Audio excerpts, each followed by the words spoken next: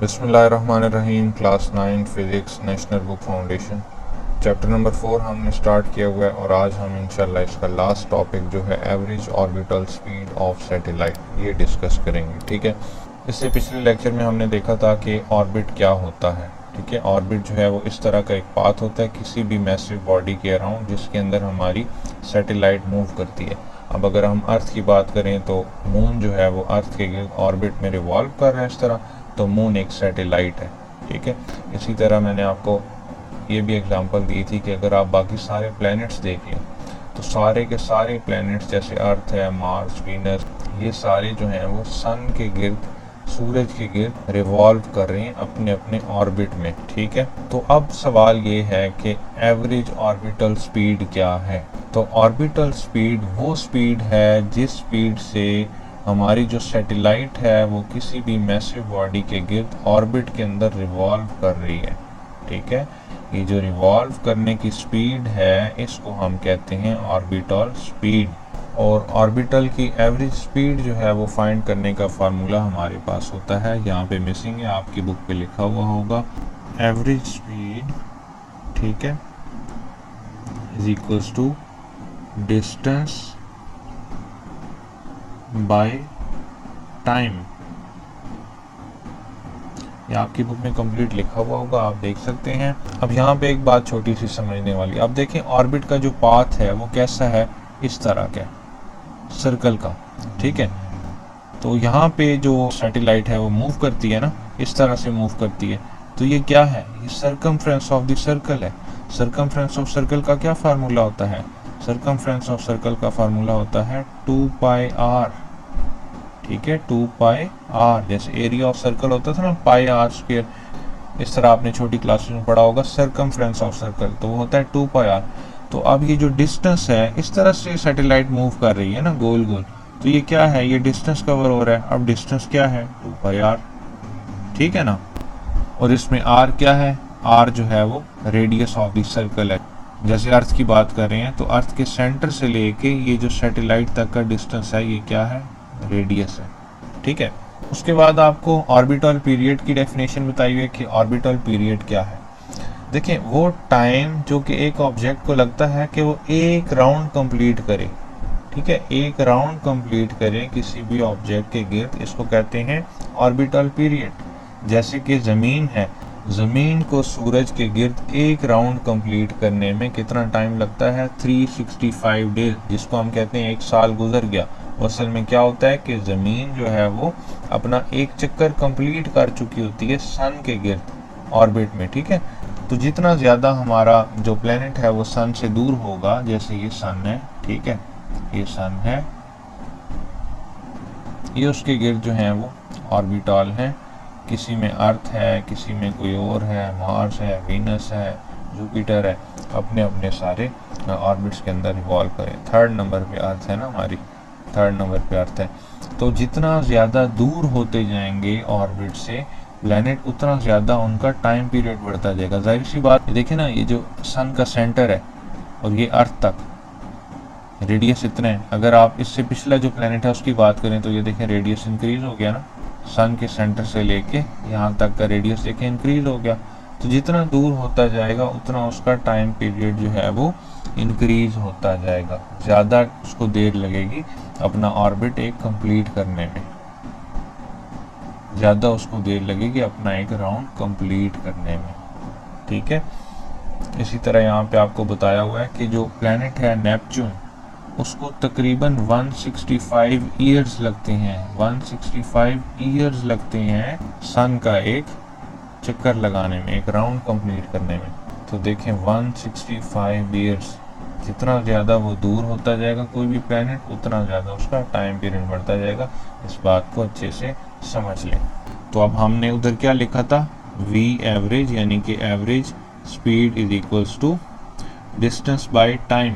तो डिस्टेंस देखें, मैंने अभी आपको बताया ना कि यूं ऑर्बिट कैसा होता है, ऐसा होता है। तो ये क्या है, सर्कल है।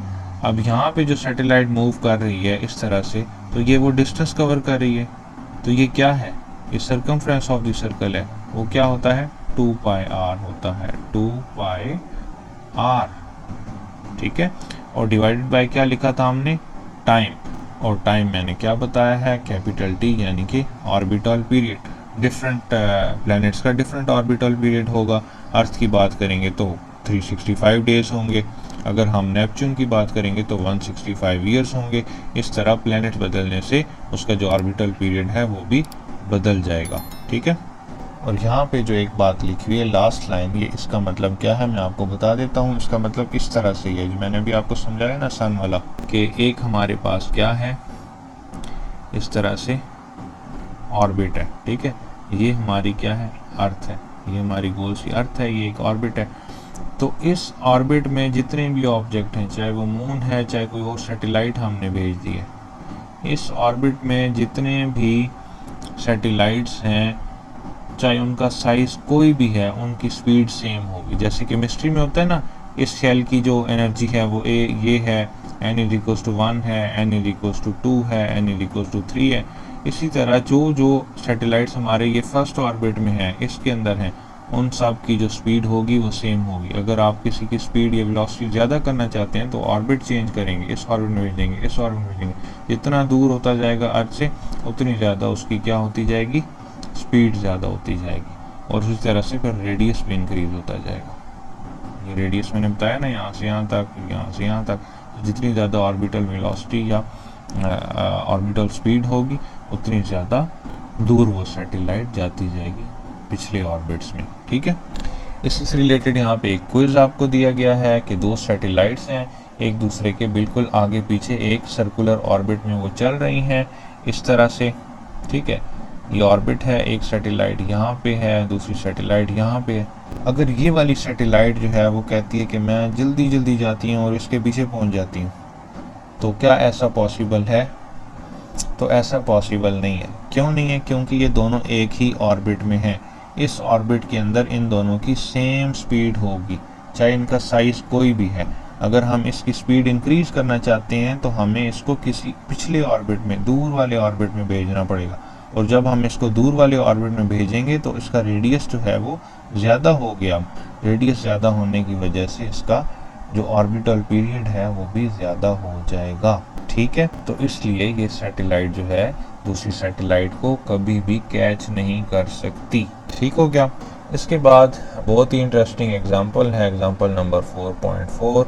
आपको बताया जा रहा है कि जो ज़मीन है, जो अर्थ है, वो एक राउंड कंप्लीट करती है सन के गिर्द 365.25 डेज, यानी कि 1 ईयर में, ठीक है। 365.25 डेज में।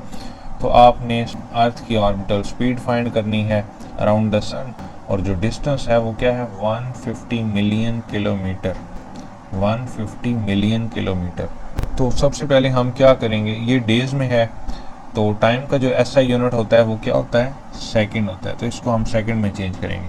और ये जो है डिस्टेंस है, डिस्टेंस का जो SI यूनिट होता है वो होता है मीटर।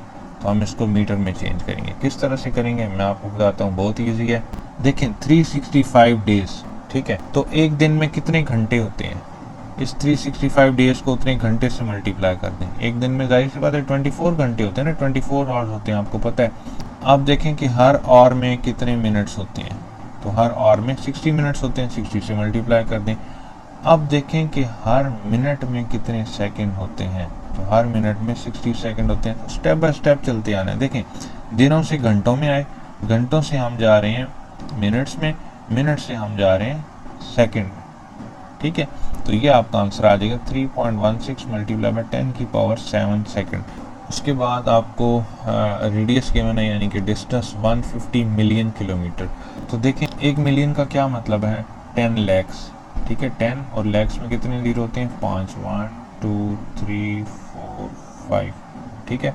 तो ये हमने लिख दिया 10 मिलियन। तो 150 मिलियन आपने लिखना है, आप लिखे 150 और आगे ये वाला मिलियन उठा के लिखते हैं, कितना हो जाएगा 1 2 3 4 5 6 0, 1 2 3 4 5 6 0, ठीक है। अब ये आ चुका किलोमीटर में। अब आपने किलोमीटर से मीटर में जाना है तो उसके लिए हम करते हैं मल्टीप्लाई बाय 1000, तो इसको मल्टीप्लाई बाय 1000 भी करते हैं आगे, ठीक है। तो ये आप देखें कितने जीरो बन जाएंगे, 1 2 3 4 5 6 7 8 9 10। तो ये 10 जीरो बन जाएंगे, 15 के बाद 10 जीरो।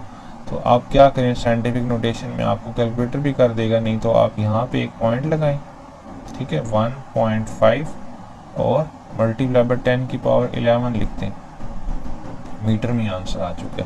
ठीक है, जितने डिजिट हम जंप कराते हैं ना, तो इस तरह ये पावर बढ़ती है 10 की। जैसे हो ये 1 2 3, फिर 4 5 6 7 8 9 10 और 11, तो 1.5 मल्टीप्लाई बाय 10 की पावर 11 मीटर।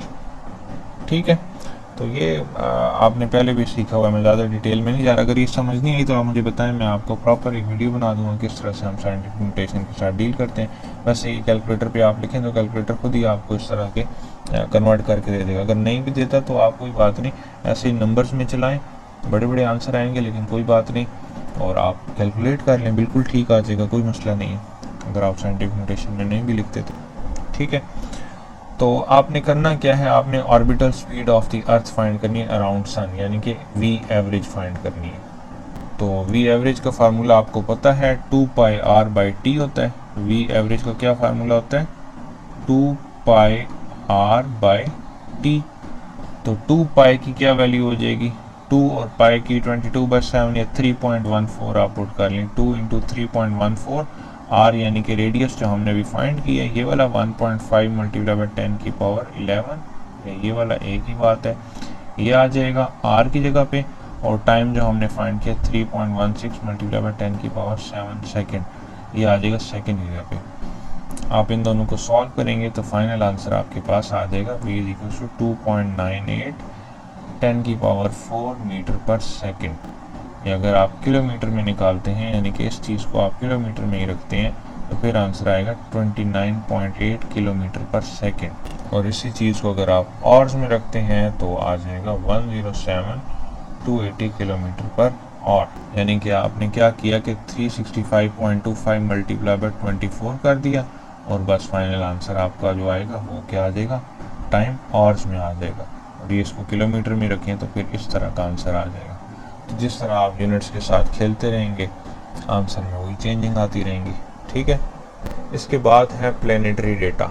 प्लैनेटरी डेटा में सबसे पहले आपको प्लैनेट की डेफिनेशन दी गई है। ठीक है, तो प्लैनेट क्या होता है, प्लैनेट वो एस्ट्रोनॉमिकल बॉडी होती है। एस्ट्रोनॉमिकल बॉडी का मतलब है कि जितनी भी बॉडीज़ हमारी स्पेस में मौजूद हैं, जिसमें हमारे अर्थ आ गई है, बाकी सारे प्लैनेट्स आ गए हैं, मून आ गया, इसके अलावा एस्टेरॉयड्स हमने पढ़े थे पिछले लेक्चर में, वो आ गए। ये सारी चीज़ें जो है एस्ट्रोनॉमिकल बॉडी। ठीक है, नेचुरल ऑब्जेक्ट्स जो स्पेस में पाए जाते हैं उनको हम कहते हैं एस्ट्रोनॉमिकल बॉडीज।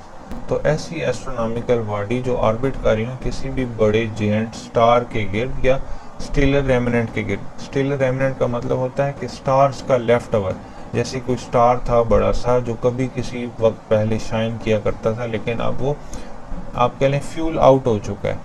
ठीक है, लेकिन उसका मैस मौजूद है।